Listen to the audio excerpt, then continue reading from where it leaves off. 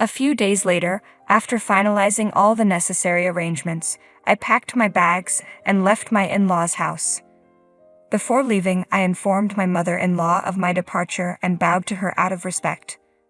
With a smirk, she looked at me and said, "You've been a terrible wife and an even worse mother from start to finish." She went on to accuse me of being the worst mother for leaving my children.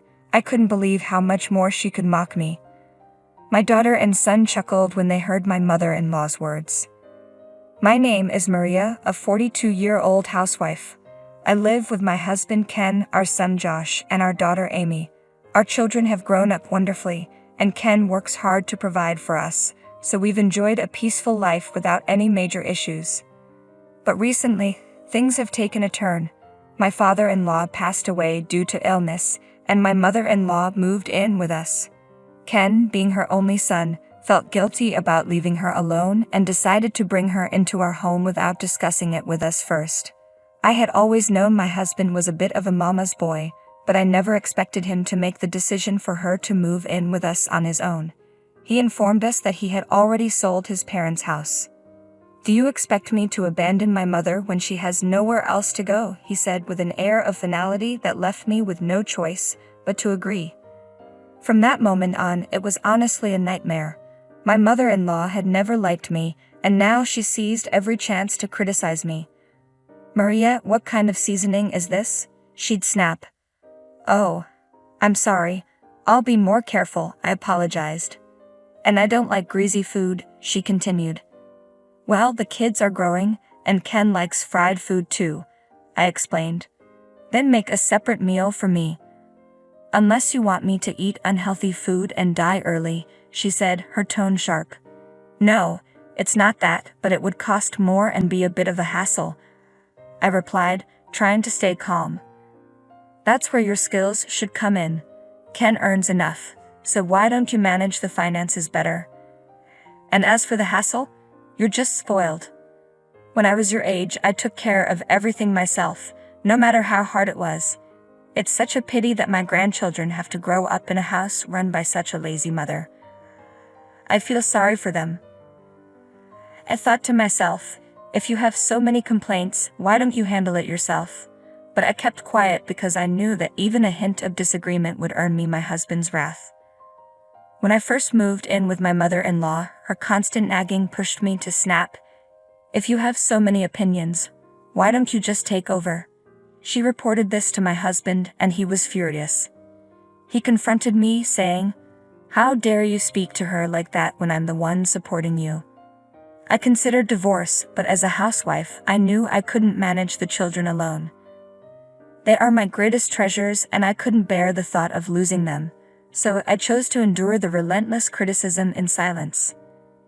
Instead of merely enduring the situation, I began quietly preparing for a divorce.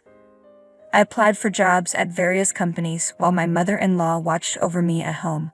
Only one company offered me a part-time position, but thanks to my previous experience as a bank clerk, I secured a clerical job at a bank. It was my first corporate role in a long time, and I found it exciting. Although the job came with its own set of responsibilities and stress, it was still a welcome relief compared to being constantly under my mother-in-law's scrutiny.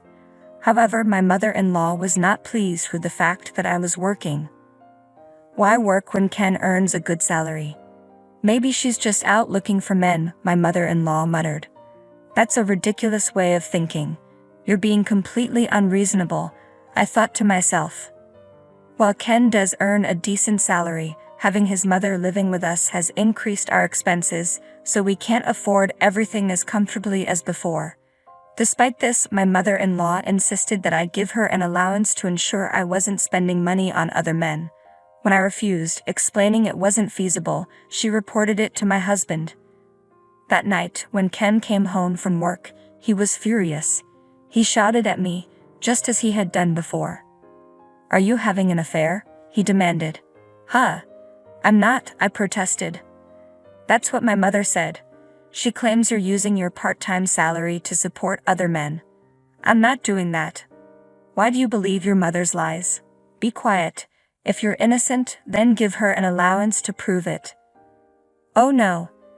At that moment, my mother-in-law walked in with a smug expression. $500 a month, she declared. That much, I gasped. That's what my mother says, so just give it to her, Ken insisted. In the end, I was overwhelmed by their combined pressure. I had to hand over most of the money I earned from my part-time job to my mother-in-law as an allowance. As if that wasn't bad enough, my mother-in-law took it a step further and told the children, "Your mother is a terrible adulterer," with a smug grin. Even junior high school kids understand what that means, and it was deeply unfair to lie to them like that. I felt completely helpless and thought it was grossly unjust. It was tearing me apart. Then things took a turn for the worse. I discovered that my husband was having an affair. Despite his suspicions of my infidelity, he was the one being unfaithful. This was the breaking point for me. They say that when you hit your limit, you just explode. I couldn't stand another moment with these people, so I immediately went to get the divorce papers. "I don't want to stay in this house after you had an affair," I told my husband, confronting him with the divorce papers. He laughed and said, "I don't want an old woman like you in my house anyway." It was clear he intended to be with his mistress after the divorce. He agreed to pay alimony and divide the property without protest. When we asked the children what they wanted to do, they both chose to stay in the house. My mother-in-law gave me a smug grin and remarked, "I always knew you preferred your father over this woman." A few days later, after finishing all the necessary paperwork, I packed my bags and prepared to leave my in-laws' house. In the living room, informed my mother-in-law that I was leaving that day and gave her a respectful bow. She grinned once more and said with biting sarcasm, "You've been a terrible wife and mother from the start." Then she added, "You're such a horrible mother for leaving your children." I couldn't believe how much more she could mock me. My daughter and son actually laughed when they heard my mother-in-law's comments. "Even the children are laughing at you. What a pathetic mother," she sneered. Actually, the children had chosen to stay here, so I wasn't abandoning them. "Oh, I see. So now you're just a sad woman left behind by her children," she retorted.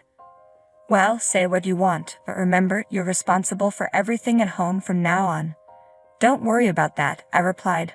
"Unlike you, I can handle it all." "I see. Well then, I really must be going now," I said, and with that, I left my in-laws' house for good. I moved back to my parents' house and threw myself into work. I requested to switch to full-time and took the necessary tests to become a permanent employee. Fortunately, I succeeded in securing a full-time position.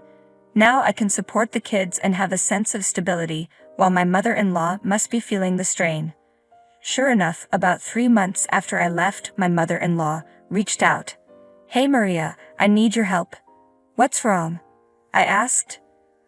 "I have to take Josh to and from his soccer games, and help out at the summer training camp. On top of that, I have to prepare his lunchbox early each morning for practice and wash his dirty uniforms every day.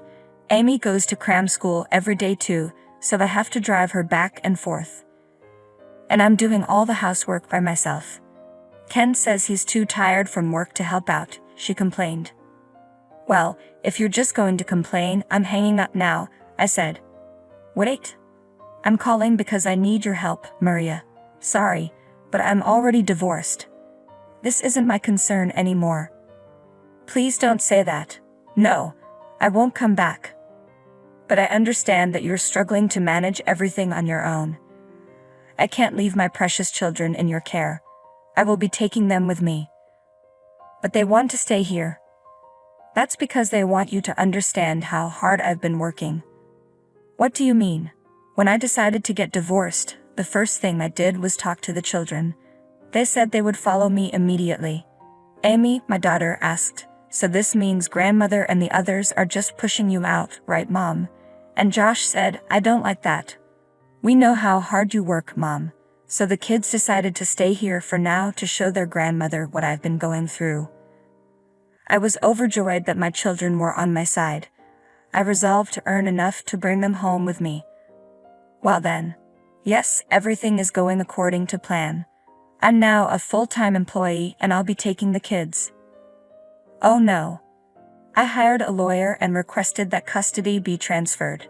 Since the children wanted to live with me, the process was straightforward, and custody was granted without difficulty. When I reported the affair to my husband's company, his boss was stunned, and as a result, my husband was transferred to a department where his career prospects were severely limited. Because of this demotion, he can no longer afford the mortgage on their house. My mother-in-law has been forced to start working as well. She's furious with her son for putting her in this position. Now my ex-husband and ex-mother-in-law are blaming each other, and it looks like they might have to leave the house soon. Well, that's no longer my concern. In the meantime, I rented an apartment and moved in with my children. They're growing up wonderfully. My daughter handles the cooking, and my son helps with the laundry and cleaning. I'm determined to support them so they can pursue their dreams, so I'll keep working hard and earning. Thank you for watching. If you enjoyed the video, please subscribe to the channel. See you in the next one.